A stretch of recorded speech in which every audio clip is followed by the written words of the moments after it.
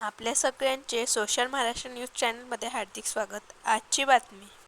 विधानसभा निवडणुकीच्या पार्श्वभूमीवर धुळे शहरात आज बहुजन हक्क परिषदेचे आयोजन करण्यात आले होते। चंद्रशेखर आझाद यांच्या उपस्थितीत झालेल्या या बहुजन हक्क परिषदेत विविध ठराव मांडण्यात आले।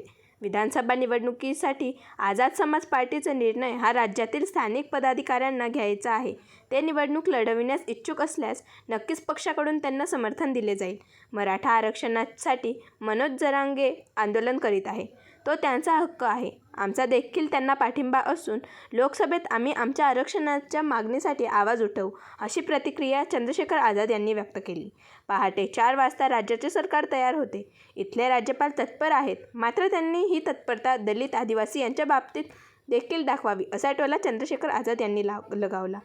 आमच्या पक्षाच्या प्रदेशाध्यक्ष आनंद लोंढे हे निवडणूक लढविण्यास इच्छुक असून त्यांना आमचा पूर्ण पाठिंबा असून इथले विविध प्रश्न त्यांनी कायम मांडले आहेत, ही आमची देखील इच्छा असल्याचे चंद्रशेखर आझाद यांनी व्यक्त केले।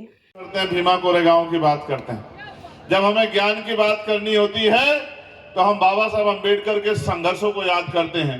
जब हमें नमन करना होता है तो हम दीक्षा भूमि को याद करते हैं। जब हमें शांति के संदेश को आगे बढ़ाना होता है तो हम चैत्य भूमि को, दीक्षा भूमि को नमन करके अपनी बात को मजबूत करते हैं।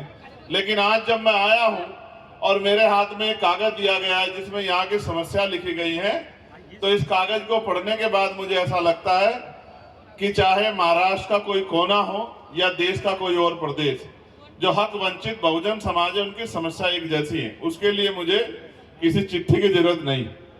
आप जानते हैं मैं रात में बंद आंखों से सपने नहीं देखता हूं, मैं खुली आंखों से सपने देखता हूं। अभी मुझसे पहले हमारे बहुत ही शानदार गायक, क्या नाम है उनका, राहुल भाई, वो गाना गा रहे थे जो 2-3 साल पहले उन्होंने लिखा था।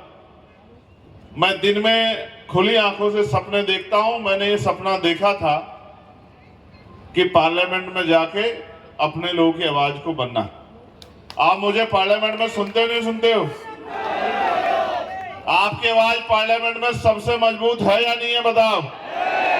पार्लियामेंट में आपकी आवाज ताकतवर होती है, किसी के आगे दब जाती है, बताओ। पार्लियामेंट में आपकी आवाज से ज्यादा विषय किसी ने उठाए हैं क्या? और चाहे प्रदेश, कोई प्रदेश हो, बताओ, सब प्रदेशों के विषय पर आवाज उठती है नहीं उठती है? अभी तो एक आदमी ने सपना देखा, भीम आर्मी के साथियों ने, आजाद समाज पार्टी के साथियों ने पूरा कर दिया।